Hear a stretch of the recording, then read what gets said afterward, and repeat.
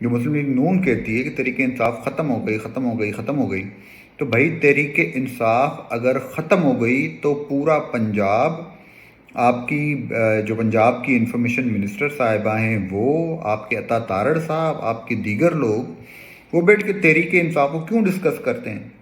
کیوں تحریک انصاف کو کرٹیسائز کرتے ہیں؟ کیوں ان کی ایک ایک موو، ان کا ایک ایک چیز کو نوٹ کیا جاتا ہے؟ کیوں عمران خان صاحب کو اندر آپ نے ابھی تک رکھا ہوا ہے؟ اگر تحریک انصاف ختم ہو گئی، آپ تو پہلے بھی دعوے کر رہے تھے کہ تحریک انصاف ختم ہو گئی ختم ہو گئی ختم، اگر تحریک انصاف واقعی ختم ہو گئی تو 8 فروری کے جو نتائج ہیں اس میں آج بھی تحریک انصاف اسمبلی کی لارجسٹ پارٹی ہے، سب سے بڑی جماعت ہے۔ وہ الگ بات ہے کہ انہوں نے حکومت نہیں بنائی، ان کی سیاست کے اوپر آپ تنقید کر سکتے ہیں، لیکن عوام نے انہیں ووٹ دیا ہے۔ وہ واقعی میں اس وقت اسمبلی کی سب سے بڑی پارٹی ہیں۔ ہمارے سامنے ایگزامپلس ہیں، بہت بڑی بڑی ایگزامپلس ہیں، ہمارے حکمران، ہمارے طاقتور حلقے کیوں اس سے لیسنس نہیں سیکھتے؟ ہمارے سامنے بھٹو صاحب کی لیگیسی ہے، بھٹو صاحب کی ایگزامپل ہے بہت بڑی۔ بھٹو صاحب کو ختم کرنے کی کوشش کی گئی، انہیں ایون پھانسی چڑھا دیا گیا، تو کیا بھٹو ختم ہو گئے؟ پھر نواز شریف صاحب کو مشرف صاحب نے ہٹایا، تو کیا وہ نواز شریف ختم ہو گئے؟ اس کے بعد جب ایم کیو ایم کو ختم کرنے کی کوشش کی گئی تو کیا ایم کیو ایم ختم ہو گئی؟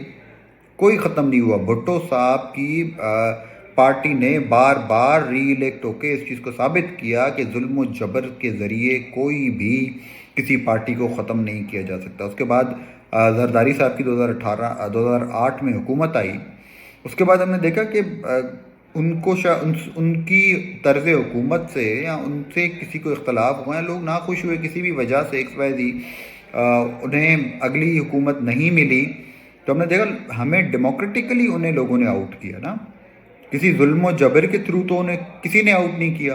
اس کے بعد نواز شریف صاحب کو آپ نے ہٹانے کی کوشش کی، اب نواز شریف صاحب خود واپس آ گئے، کہا جاتا ہے کہ پھر انہیں طاقتور حلقے لائیں، اب عمران خان صاحب کو ہٹانے کی کوشش کی جا رہی ہے۔ تو سمجھ نہیں آتا کہ ہم اپنے ماضی سے کیوں نہیں سیکھ پاتے۔